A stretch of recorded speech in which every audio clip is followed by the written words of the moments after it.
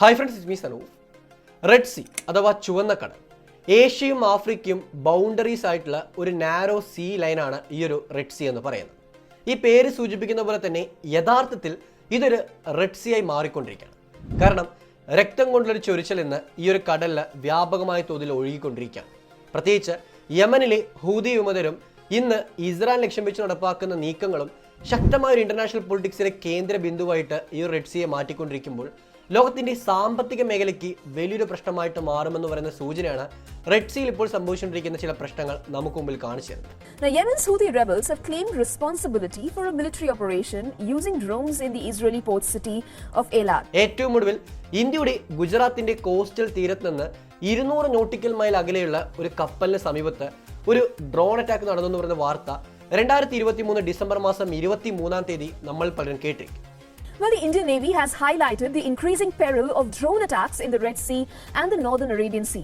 A Liberian oil tanker, Campo Square, was attacked in the Northern Arabian Sea on February 10th. ഈ വാർത്തയും ഇന്ന് ഇന്ത്യയുടെ ചരക്ക് നീക്കം പോലും പ്രശ്നമായി മാറുമെന്ന് പറയുന്ന മറ്റൊരു വാർത്തയും ഒരേപോലെ കണക്ട് ചെയ്യുമ്പോൾ ലോകത്തിലെ പല പ്രധാനപ്പെട്ട രാജ്യങ്ങൾക്കും വെല്ലുവിളിയാകുന്ന തരത്തിലുള്ള പ്രശ്നമാണ് ഇന്ന് റെഡ് സീയെ ചുറ്റിപ്പറ്റി നടക്കുന്നു എന്ന് പറയുന്ന കാര്യത്തെ പറ്റിയാണ് നമുക്ക് മനസ്സിലാക്കാൻ സാധിക്കുക. അമേരിക്കയുടെ നേതൃത്വത്തിൽ ഇതിനെ കൗണ്ടർ ചെയ്യാനായിട്ടും ഹൂതി വിമതർ എന്ന് പറയുന്ന യമനിലെ വിമത പോരാളികളെ ഇല്ലാതാക്കാനായിട്ടും ശക്തമായ നീക്കങ്ങൾ മറുഭാഗത്ത് ആസൂത്രണം ചെയ്യപ്പെടുമ്പോൾ ഈ ആസൂത്രണങ്ങൾക്കിടയിലൂടെ വലിയൊരു പ്രശ്നമാണ് ഇന്ന് ഇന്റർനാഷണൽ പൊളിറ്റിക്സ് സംഭവിച്ചുകൊണ്ടിരിക്കുന്നത്. എന്താണ് ഈ ഒരു പ്രശ്നം? എങ്ങനെയാണ് റെഡ് സീ ഇന്ന് പല രാജ്യങ്ങൾക്കുള്ളൊരു പ്രശ്നമായിട്ട് മാറിക്കൊണ്ടിരിക്കുന്നത്? ഇസ്രായേൽ, ഈജിപ്ത്, ഇന്ത്യ, ഇറാൻ തുടങ്ങിയ പല രാജ്യങ്ങളും ഇവിടെ എന്തെല്ലാം റോളാണ് നിർവഹിക്കുന്നത്? വളരെയധികം വിശദമായിരിക്കുന്ന കുറച്ച് കാര്യങ്ങൾ നമുക്ക് ഡീറ്റെയിൽ ആയിട്ട് ഈ ഒരൊറ്റ വീഡിയോയിൽ മനസ്സിലാക്കാം. തീർച്ചയായിട്ടും വീഡിയോ സ്കിപ്പ് ചെയ്യാതെ മുഴുവനായി കാണാൻ ശ്രമിക്കുക. നമ്മൾ ആദ്യം മനസ്സിലാക്കേണ്ടത് ആരാണ് ഈ ഒരു ഹൂതി വിമതർ എന്ന് പറയുന്ന കാര്യമാണ്. 10 വർഷം മുമ്പ് 2014 നമ്മുടെ ലോകത്തെ ഏറ്റവും കൂടുതൽ ചർച്ച ചെയ്തിരിക്കുന്ന ഒരു വിഷയമാണ് യമനിലെ ആഭ്യന്തര യുദ്ധം. കാരണം സൗദി അറേബ്യ, UAE തുടങ്ങിയ മിഡിൽ ഈസ്റ്റിലെ വമ്പൻ രാജ്യങ്ങൾ ഇൻവോൾവ് ചെയ്തിട്ടുള്ള ഒരു യുദ്ധഭൂമിയായിട്ടായിരുന്നു യമനെ അന്ന് വിശേഷിപ്പിച്ചത്. പ്രത്യേകിച്ച് കലുഷിതമായ യുദ്ധരംഗമായിട്ടും അവിടെ പരസ്പരം ലോകരാജ്യങ്ങൾ കലഹിക്കുന്നതായിട്ടുള്ള വാർത്താ മാധ്യമങ്ങളുടെ സംഭാഷണങ്ങളും ചർച്ചകളും ഇന്നും നമുക്ക് എടുത്തു നോക്കുമ്പോൾ കാണാൻ സാധിക്കുന്ന ഒരു ഭാഗമാണ്. പക്ഷേ ആ ഒരു യമനിൽ ഇന്നും അണയാത്ത തീയായി തുടരുന്നൊരു കാര്യമാണ് ഹൂതി വിമതരും അവരുടെ പോരാട്ടവും അവർ തമ്മിലുള്ള പ്രശ്നങ്ങളും അവർ നടപ്പാക്കുന്ന മനുഷ്യരഹിതമായ നീക്കങ്ങളും. പ്രത്യേകിച്ച് ഈ ഹൂതി വിമതർ എന്ന് പറയുന്ന കാര്യം ആദ്യമായിട്ട് ലോകം ചർച്ച ചെയ്യുന്നത് ഇറാനെ ചുറ്റിപ്പറ്റിയുള്ള ഒരു കാര്യമായിട്ടാണ്. കാരണം ഈ ഹൂതി എന്ന് പറയുന്ന ആ ഒരു വിഭാഗം, അത് ഒരു വ്യക്തി, ആ ഒരു ഗ്രൂപ്പിനെ ഫൗണ്ട് ചെയ്തിരിക്കുന്ന ഒരു വ്യക്തിയുടെ പേരിലാണ് രൂപീകരിക്കപ്പെട്ടിരിക്കുന്നത്. പക്ഷേ ഇവർ റെപ്രസെന്റ് ചെയ്യുന്നത് യമനിലെ മൈനോറിറ്റി ആയിരിക്കുന്ന ഷിയ വിഭാഗത്തിൽപ്പെടുന്ന ആൾക്കാരാണ്. സോ ഷിയ സുന്നി എന്ന് പറയുന്ന ഒരു വേർതിരിവാണ് യമനിലെ ആഭ്യന്തര യുദ്ധത്തിന്റെ അടിസ്ഥാന കാരണമെന്ന് പറയാൻ സാധിക്കും. പക്ഷെ അതിൽ മറ്റൊരു പ്രധാനപ്പെട്ട കാരണമായി പരിഗണിക്കുമ്പോൾ സൗദി അറേബ്യയുടെ ഇൻവോൾവ്മെന്റും ഇറാനും സൗദി അറേബ്യ എന്നുള്ള പോരാട്ടമെല്ലാം ഒരു പ്രധാനപ്പെട്ട കേന്ദ്ര ബിന്ദുവാണ്. സോ ഇങ്ങനെ ഇരിക്കുന്ന ഈ ഒരു പോയിന്റിലോട്ട്, യമനിലോട്ട് അവിടെ ശക്തമായ പ്രശ്നം ക്രിയേറ്റ് ചെയ്ത് പരസ്പരം ആയുധമേന്തി പോരാടുന്ന ഒരു ഗ്രൂപ്പിനെ ഫോം ചെയ്തുകൊണ്ട് അവർ യമനിലെ മറ്റു പല രാജ്യങ്ങൾ ഇൻവോൾവ്മെന്റിനെ എതിർക്കുകയും അങ്ങനെ ഹൂതി വിമതരും യമനിലെ സൗദി അറേബ്യയുടെയും UAEയുടെയും പട്ടാളവും തമ്മിലുള്ള ഒരു പോരാട്ടമായിട്ടും ഇത് മാറപ്പെട്ടു. പിന്നീട് യമനിൽ പീസ് കീപ്പിംഗ് ഫോഴ്സിനേക്ക് ഐക്യരാഷ്ട്രസഭ അയച്ചെങ്കിലും അവിടെ ഹൂതി വിമതർക്ക് വലിയ തോതിലുള്ള ഫണ്ടിങ്ങും അവർക്ക് വേണ്ട ആയുധവും ഇറാനും മറ്റുള്ള രാജ്യങ്ങൾ നൽകുന്നതായിട്ടുള്ള വാർത്തകൾ വന്ന് പുറത്തു വന്നിരുന്നു. അങ്ങനെ ഇറാൻ സപ്പോർട്ട് ചെയ്യുന്ന ഒരു പ്രോക്സി ഗ്രൂപ്പായിട്ട് യമനിലെ ഹൂതി ഗ്രൂപ്പ് മാറുകയും അവസാനം ഇറാന്റെ ആക്സിസ് ഓഫ് റെസിസ്റ്റൻസ് എന്ന് പറയുന്ന ഇസ്രായേലിനും അമേരിക്കയും എതിരായി പ്രവർത്തിക്കുന്ന ഒരു ഗ്രൂപ്പിന്റെ ഭാഗമായിട്ടും ഈ ഒരു ഹൂതി വിമതരെ ചേർക്കപ്പെട്ടത് കാണാൻ സാധിക്കും. അങ്ങനെ ലെബനനിലുള്ള ഹെസ്ബുള്ള എന്ന് പറയുന്ന ഗ്രൂപ്പും യമനിലെ ഹൂതി വിമതർ എന്ന് പറയുന്ന ഗ്രൂപ്പും ഇറാന്റെ മൊത്തം കൺട്രോളുള്ള ഈ മിഡിൽ ഈസ്റ്റിലും ഏഷ്യയിലെ മറ്റു പല ഭാഗത്തോട്ടും വ്യാപിച്ചെടുക്കുന്ന ചില പ്രധാനപ്പെട്ട ഗ്രൂപ്പുകളൊന്നായി മാറപ്പെട്ടപ്പോൾ ഈ ഹൂതി വിമതർ പലതരത്തിലുള്ള പ്രശ്നങ്ങൾ ഇന്ന് ലോകത്തിലെ പല രാജ്യങ്ങളും ക്രിയേറ്റ് ചെയ്യുന്നതായിട്ടുള്ള വാർത്തകളാണ് ഇന്ന് കേൾക്കാൻ സാധിക്കുക. നമ്മളിനി അറിയേണ്ടത് എന്താണ് ഇവിടെ സംഭവിക്കുന്നതെന്നും എന്താണ് ഈ റെഡ് സീയിലെ പ്രശ്നമെന്നും റെഡ് സീയുടെ ഇമ്പോർട്ടൻസ് എന്താണെന്ന് പറയുന്ന കാര്യമാണ്. തുടക്കത്തിൽ ഞാൻ സൂചിപ്പിച്ച പോലെ തന്നെ 1932 കിലോമീറ്റർ ദൈർഘ്യമുള്ള ഒരു നാരോ സീ ഇൻലെറ്റാണ് ഈ ഒരു റെഡ് സീ എന്ന് പറയുന്നത്. പ്രത്യേകിച്ച് ഇന്ത്യൻ ഓഷ്യൻ്റെ ഒരു ചെറിയൊരു ഭാഗമായിട്ടും ഇതിനെ വിശേഷിപ്പിക്കാൻ സാധിക്കും. പക്ഷേ ഇതിൻ്റെ ഏറ്റവും വലിയ സവിശേഷത ഇതിൻ്റെ ബൗണ്ടറീസ്, ഇതിൻ്റെ അതിർത്തി എന്ന് പറയുന്നത് ഒരു ഭാഗത്ത് ആഫ്രിക്കയും മറുഭാഗത്ത് ഏഷ്യയുമാണ്. സോ ഏഷ്യൻ ആഫ്രിക്കൻ രാജ്യങ്ങൾക്കിടയിലുള്ള ഒരു ചാല് പോലെയായിട്ട് നമുക്ക് ഈ ഒരു റെഡ് സീയെ മാപ്പിൽ കാണാൻ സാധിക്കും. പക്ഷേ ഈ റെഡ് സീയുടെ ഏറ്റവും വലിയ പ്രത്യേകത അതിൻ്റെ എൻഡിങ്ങിലായിട്ട് വരുന്ന ഈജിപ്ത് കൺട്രോൾ ചെയ്യുന്ന സൂയസ് കനാലാണ്. സൂയസ് കനാലിനെ പറ്റി ഞാൻ പറയേണ്ട ആവശ്യമില്ല. കാരണം വേൾഡിലെ ഇപ്പോഴത്തെ കച്ചവട നീക്കത്തിന്, ചരക്ക് നീക്കത്തിന് ഏറ്റവും കൂടുതൽ കോൺട്രിബ്യൂഷൻ ചെയ്യുന്ന ഏറ്റവും വഴിത്തിരിവായി മാറിയ കാര്യമാണ് സൂയസ് കനാൽ. 100 വർഷം മുമ്പ് ഈ ഒരു കനാൽ നിർമ്മിച്ചപ്പോൾ, 1800 ഈ ഒരു കനാൽ നിർമ്മിച്ചപ്പോൾ അത് മാനവരാശിയുടെ മറ്റൊരു മാറ്റത്തിന് തുടക്കമാവുമെന്ന് പറയുന്ന അഭിപ്രായമായിരുന്നു അന്ന് പലരും ഉന്നയിച്ചത്. സത്യമായൊരു കാര്യമാണ്. കാരണം 193 കിലോമീറ്റർ ദൈർഘ്യമുള്ള ഈ ഒരു സൂയസ് കനാലിലൂടെ ഇന്ന് നടക്കുന്ന ചരക്ക് നീക്കം വേൾഡ് എക്കോണമി മുഴുവനായിട്ട് കൺട്രോൾ ചെയ്യുന്ന തരത്തിലുള്ള ഒരു പ്രധാനപ്പെട്ട ഫാക്ടറായിട്ട് മാറുന്നുണ്ട്. ചെറിയൊരു എസ്റ്റിമേറ്റഡ് ചെയ്യുന്ന കണക്ക് പറയുകയാണെങ്കിൽ നമ്മുടെ ഇന്ത്യ 2023 സാമ്പത്തിക വർഷം ഇമ്പോർട്ട് ചെയ്തിരിക്കുന്നതും എക്സ്പോർട്ട് ചെയ്തിരിക്കുന്ന ഐറ്റംസ് കുറേയധികമുണ്ട്. ഇതിൽ യൂറോപ്പിലോട്ടും ആഫ്രിക്കയിലോട്ടും ഇന്ത്യ കയറ്റുമതി ചെയ്തിരിക്കുന്ന ഐറ്റംസിന്റെ വേർത്ത് എന്ന് പറയുന്നത് $106 ബില്യൺ അമേരിക്കൻ ഡോളറാണ്. അതേസമയത്ത് ഇന്ത്യനകത്തോട്ട് $96 ബില്യൺ അമേരിക്കൻ ഡോളറിന്റെ പ്രൊഡക്ട്സും ഇന്ത്യ ഇറക്കുമതി ചെയ്തിട്ടുണ്ട്. ഈ മൊത്തം പ്രൊഡക്ട്സിന്റെ ഈ ഒരു മൊത്തം ഇറക്കുമതിയുടെ ഏകദേശം 50%, അതേപോലെ കയറ്റുമതിയുടെ 60% മുഴുവനായിട്ട് പോയിക്കൊണ്ടിരിക്കുന്ന ഈ ഒരു സൂയസ് കനാലിലൂടെയാണ്. അതായത് കൃത്യമായി പറയുകയാണെങ്കിൽ 113 ബില്യൺ അമേരിക്കൻ ഡോളറിന്റെ മൊത്തം ട്രേഡാണ് ഈ ഒരു സൂയസ് കനാൽ വഴി ഇന്ത്യ നടപ്പാക്കുന്നത്. സോ ഇന്ത്യ എന്ന് പറയുന്ന ഒരു രാജ്യം മാത്രം നടപ്പാക്കുന്ന ട്രേഡിന്റെ അളവാണ് എന്നെ സൂചിപ്പിച്ചത്. മൊത്തം ഗ്ലോബൽ എക്കോണമി എടുത്ത് നോക്കുകയാണെങ്കിൽ ഗ്ലോബൽ എക്കോണമിയിൽ നടക്കുന്ന ചരക്ക് നീക്കത്തിൽ 12% പോകുന്നത് ഈ ഒരു സൂയസ് കനാലിലൂടെ മാത്രമാണ്. അതായത് 7 മുതൽ 10% വരെയുള്ള ലോകത്തിന്റെ ക്രൂഡ് ഓയിൽ ചരക്ക് നീക്കം ഈ ഒരു സൂയസ് കനാൽ നടക്കുന്നത്. മാത്രമല്ല 8% വരുന്ന ലിക്വിഫൈഡ് നാച്ചുറൽ ഗ്യാസിന്റെ ചരക്ക് നീക്കവും ഈ ഒരു സൂയസ് കനാൽ നടക്കുന്നത്.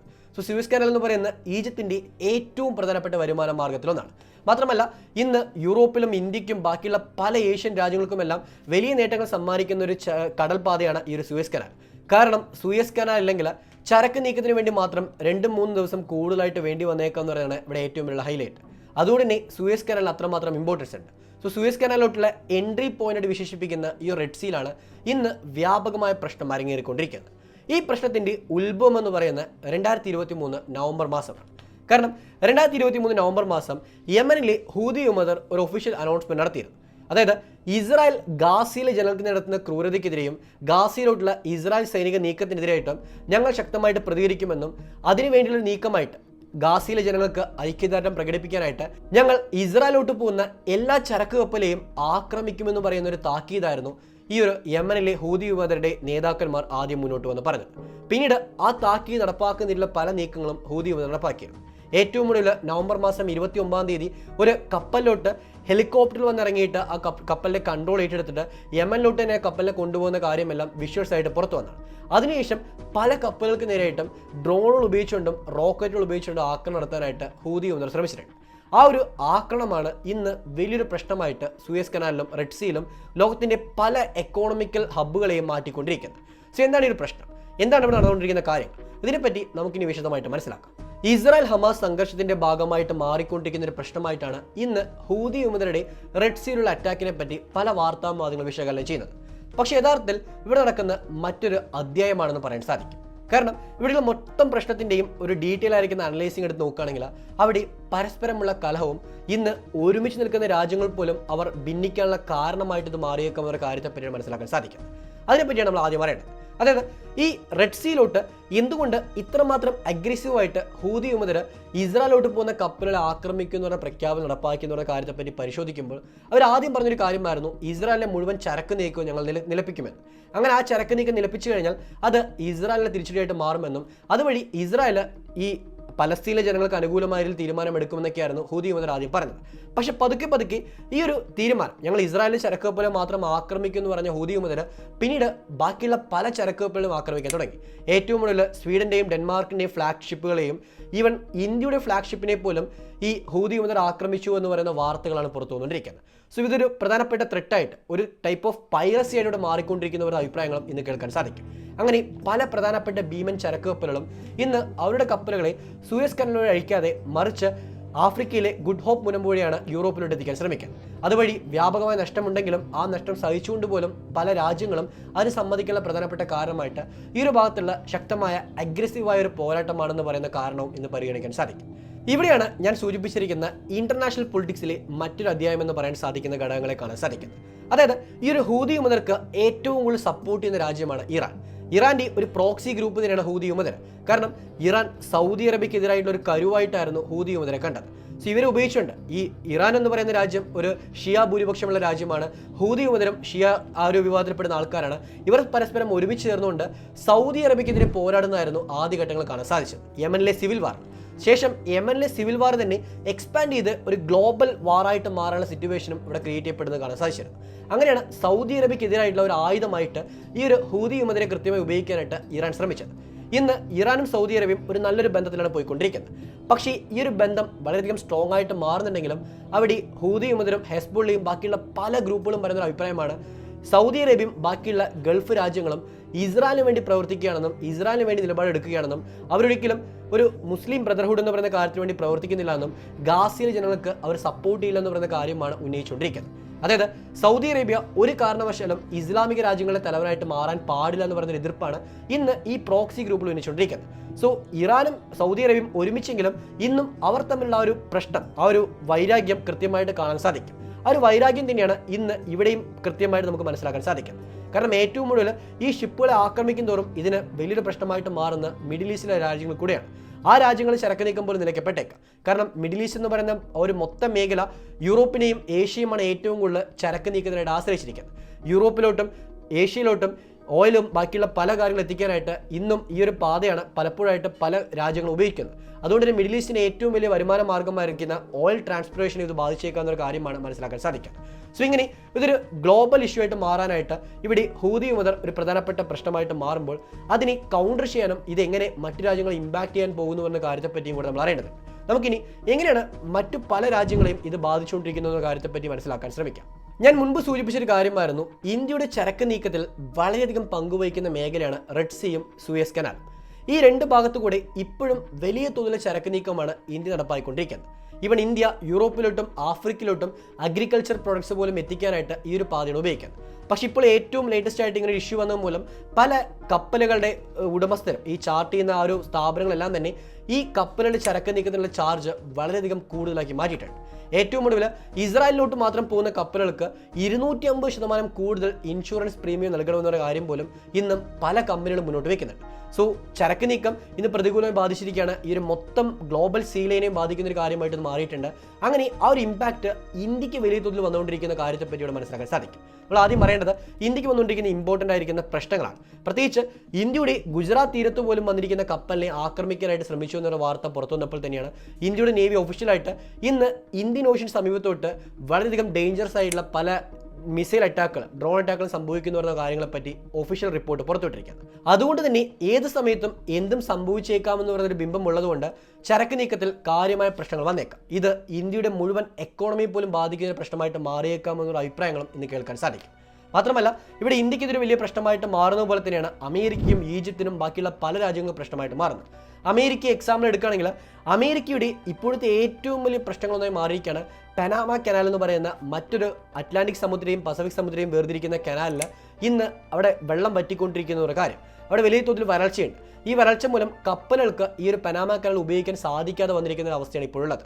ഏകദേശം 50% കുറവാണ് ഈ വർഷം പനാമ കനാലിലൂടെ കപ്പലുകളുടെ നീക്കത്തിൽ വന്നിരിക്കുന്നത്. സോ അത്രയും കുറവ് സംഭവിച്ച മൂലം ഏഷ്യയിൽ നിന്ന് അമേരിക്കയിലുള്ള ചരക്ക് നീക്കം പോലും ഇന്ന് പ്രതികൂലമായി ബാധിക്കപ്പെട്ടിരിക്കുകയാണ്. സോ അമേരിക്കയുള്ള മറ്റൊരു ഓപ്ഷനാണ് സൂയസ് കനാൽ. ഈ സൂയസ് കനാൽ വഴിയാണ് അമേരിക്കയ്ക്ക് പിന്നീട് ഏഷ്യയിൽ നിന്ന് ചരക്ക് നീക്കം അമേരിക്കയിലോട് എത്തിക്കാൻ സാധിക്കുന്നത്. പക്ഷേ സൂയസ് കനാലിന് പ്രശ്നമാകുന്ന രീതിയിൽ ഹൂതി മുതൽ പ്രവർത്തിക്കുമ്പോൾ അത് അമേരിക്ക ഒരിക്കലും പ്രതീക്ഷിക്കാത്ത വലിയൊരു ഇമ്പാക്റ്റ് ആയിട്ട് അവർക്ക് മാറിയിട്ടുണ്ട്. സോ അമേരിക്ക ഇവിടെ ഒരു വലിയൊരു പ്രശ്നത്തിലാണ് പെട്ടുകൊണ്ടിരിക്കുന്നത്. അതേപോലെ തന്നെ യൂറോപ്പിനും ഇത് കാര്യമായ പ്രശ്നമായിട്ട് തീർന്നിട്ടുണ്ട്. റഷ്യൻ ഉപരോധമുള്ളതുകൊണ്ട് റഷ്യയുടെ കയ്യിൽ നിന്ന് ഓയിൽ വാങ്ങിക്കാൻ സാധിക്കില്ല. പകരമുള്ള ഓപ്ഷൻ ഏഷ്യയിൽ നിന്നും മിഡിൽ ഈസ്റ്റിൽ നിന്നും ഓയിലും നാച്ചുറൽ ഗ്യാസും വാങ്ങിക്കാമെന്ന് പറയുന്നത്. അതിനുവേണ്ടിയുള്ള ചരക്ക് നീക്കം പോലും ഇന്ന് പ്രതികൂലമായി ബാധിച്ച മൂലം യൂറോപ്പിൽ വൻ വിലക്കയറ്റം ഉണ്ടായേക്കാവുന്ന അഭിപ്രായങ്ങളും ഇന്ന് കേൾക്കാൻ സാധിക്കും. ഓൾറെഡി ക്രൂഡ് ഓയിലിന് വലിയ തോതിലുള്ള വിലക്കയറ്റം സംഭവിച്ചു എന്ന് പറയുന്ന വാർത്തയും ഇന്ന് കാണാൻ സാധിക്കുന്നുണ്ട്. മാത്രമല്ല ഈജിപ്തിന് സൂയസ് കനാലിലൂടെയുള്ള വരുമാന മാർഗ്ഗം വലിയൊരു പ്രശ്നമായിട്ട് മാറുന്നുണ്ട്. ഇതിൽ ഏറ്റവും വലിയ പ്രശ്നമായിട്ട് മാറിക്കൊണ്ടിരിക്കുന്ന മറ്റൊരു രാജ്യമായിട്ട് ഇസ്രായേൽ മാറുന്നത് കാണാൻ സാധിക്കും. കാരണം ഇസ്രായേലിൻ്റെ പല പോർട്ടുകളിലോട്ടും ഇന്ന് കപ്പലുകൾ പോകുന്നില്ല എന്ന് പറയുന്ന വാർത്തയും വന്നുകൊണ്ടിരിക്കുന്നുണ്ട്. സോ ഇസ്രായേൽ പോർട്ടുകൾ, തുറമുഖങ്ങൾ ഇന്ന് പൂർണ്ണമായിട്ടും എംപ്റ്റി ആകാനായിട്ടും ഇതൊരു പ്രശ്നമായിട്ട് മാറിയതായിട്ടും മനസ്സിലാക്കാൻ സാധിക്കും. സോ ഇങ്ങനെ എൻറ്റയർലി ലോകത്തിലെ പല രാജ്യങ്ങളെയും ബാധിക്കുന്ന ഒരു പ്രശ്നമായിട്ട് ഇത് മാറിക്കൊണ്ടിരിക്കുകയാണ്. സൗദി അറേബ്യ, UAE തുടങ്ങിയ രാജ്യങ്ങൾക്ക് വരുന്ന പ്രശ്നത്തെ പറ്റി ഞാൻ ഓൾറെഡി സൂചിപ്പിച്ചതാണ്.